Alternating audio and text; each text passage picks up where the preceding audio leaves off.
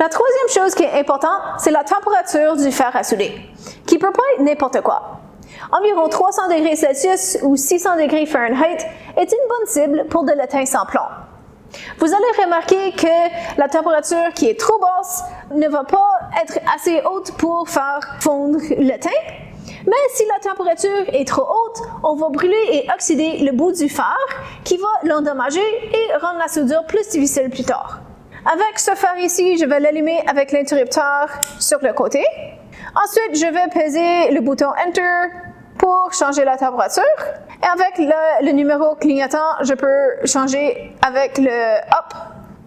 Ensuite, peser Enter de nouveau pour changer de chiffre, changer encore la valeur et peser Enter jusqu'à temps que j'ai ma nouvelle température. Et je vais fermer le fer. Si vous avez un fer différent comme celui-ci, vous pouvez ajuster la température avec les boutons sur la manche en le tournant. C'est aussi important de pouvoir nettoyer le fer, donc avoir de la laine en laiton, une éponge mouillée ou du papier brun mouillé est aussi important à avoir. C'est aussi bon d'avoir une bonne surface de travail quand on va faire du soudage. J'ai ici un tapis antistatique résistant à la température au cas où j'avais des composantes sensibles. J'ai aussi ici une troisième main qui est un outil très utile pour placer et fixer mes composantes pendant que je suis en train de souder.